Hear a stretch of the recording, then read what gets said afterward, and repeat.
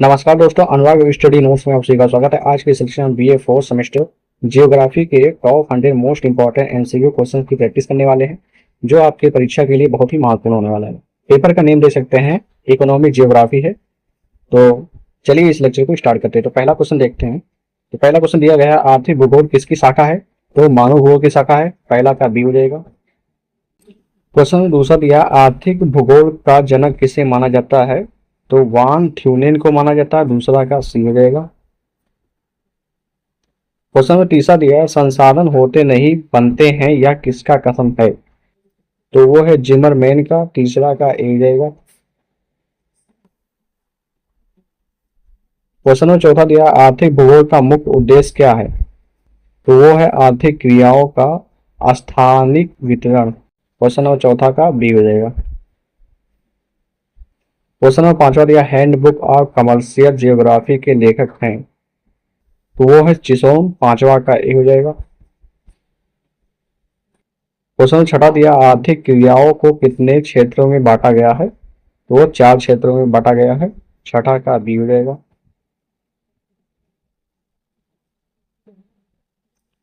Question में सातवां दिया है, प्राथमिक क्रिया का उदाहरण है। तो वो है कृषि। सातवां का बी हो जाएगा।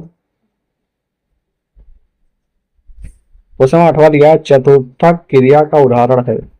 तो वो है अनुसंधान एवं विकास। आठवां का सी हो जाएगा। क्वेश्चन नवा दिया है, तृतीय क्रियाएं संबंधित हैं। तो सेवाओं से संबंधित है। नवा का सी हो जाएगा। क्वेश्चन 10वां दिया, आर्थिक भूगोल किस प्रकार का विज्ञान है? तो सामाजिक विज्ञान है। 10वां का बी हो जाएगा। क्वेश्चन नंबर 11वां दिया, कौन सा नवीकरणीय संसाधन है?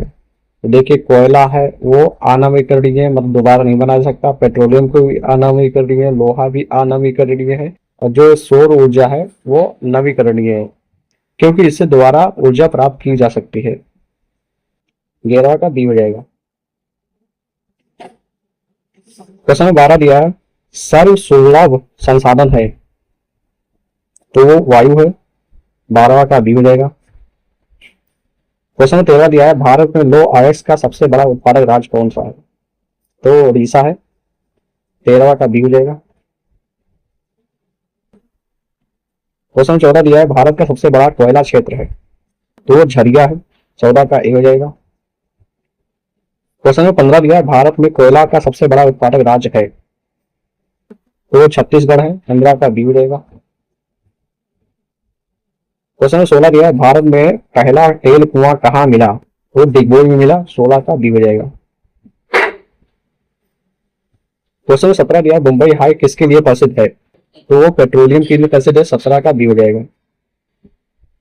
क्वेश्चन 18 दिया है, किस खनिज को काला सोना कहते हैं? तो पेट्रोलियम को कहते हैं। 18 का बी हो जाएगा।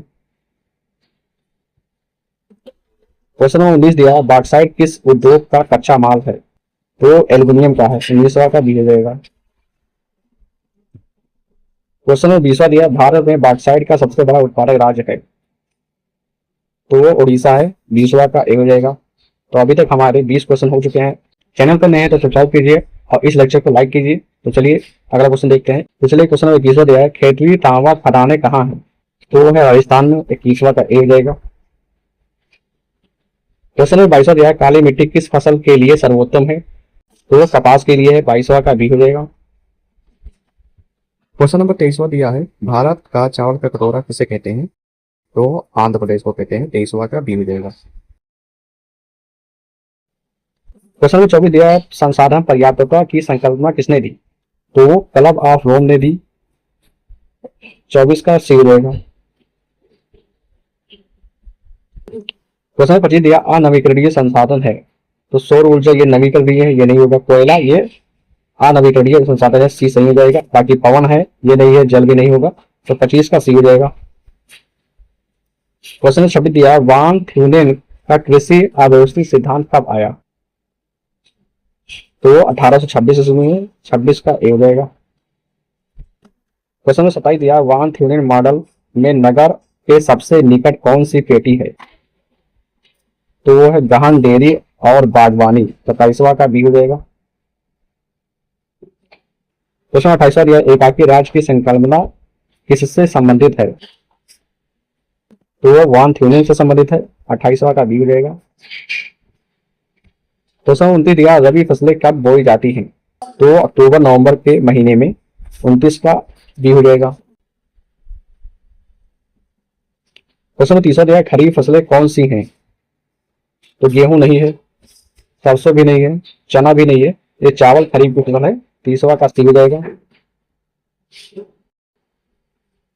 क्वेश्चन 31 दिया भारत में गेहूं का सबसे बड़ा उत्पादक राज्य है? तो उत्तर प्रदेश है। 31 का सी हो जाएगा।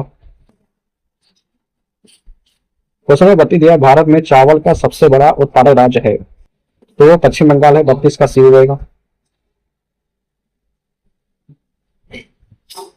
क्वेश्चन 33 दिया भारत में गन्ने का सबसे बड़ा उत्पादक राज्य है? तो उत्तर प्रदेश है। 33 का डी हो जाएगा। क्वेश्चन 34 दिया किस फसल को सफेद सोना कहा जाता है? तो कपास को सफेद सोना कहा जाता है। 34 का बी हो जाएगा। क्वेश्चन में 35 दिया भारत में चाय का सबसे बड़ा उत्पादक राज्य है? तो असम है। 35 का बी हो जाएगा।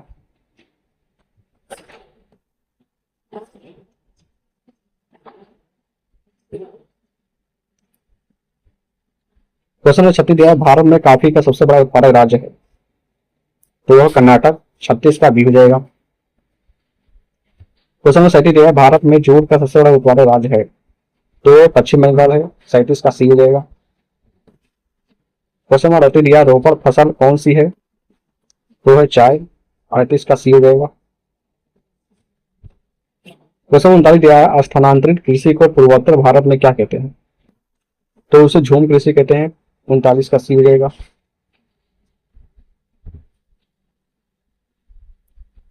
क्वेश्चन में 40 दिया मध्य प्रदेश में स्थानांतरित कृषि को क्या कहते हैं? तो उसे बेवार कहते हैं। 40 का सी हो जाएगा।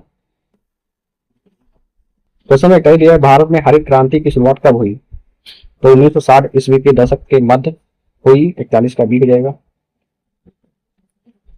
क्वेश्चन में 42 दिया है भारत में हरित क्रांति के जनक हैं? तो एम एस स्वामीनाथन है।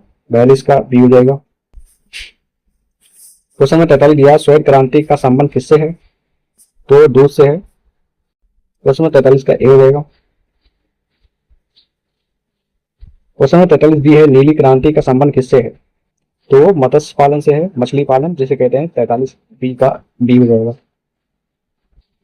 क्वेश्चन 44 दिया गहन निर्वाह कृषि कहाँ प्रमुख है? तो दक्षिण पूर्व एशिया में। 44 का ए हो जाएगा। क्वेश्चन 45 दिया विस्तृत वाणिज्य अन्य कृषि कहाँ विकसित है? तो वो यूएसए, कनाडा, ऑस्ट्रेलिया। 45 का बी हो जाएगा। क्वेश्चन 46 दिया चलवासी पशुचारण कहाँ होता है? तो सूक्ष्म और अर्ध सूक्ष्म क्षेत्रों में। 46 का डी हो जाएगा।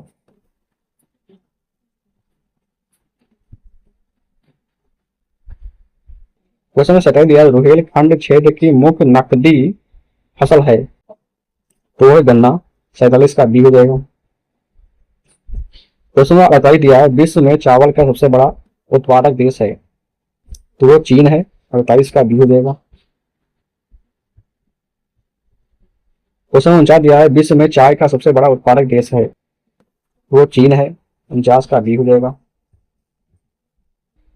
क्वेश्चन में 50 दिया है वेबर का औद्योगिक अव्यवस्थित सिद्धांत कब प्रकाशित हुआ? तो 1909 ईस्वी में। 50 का बी हो जाएगा।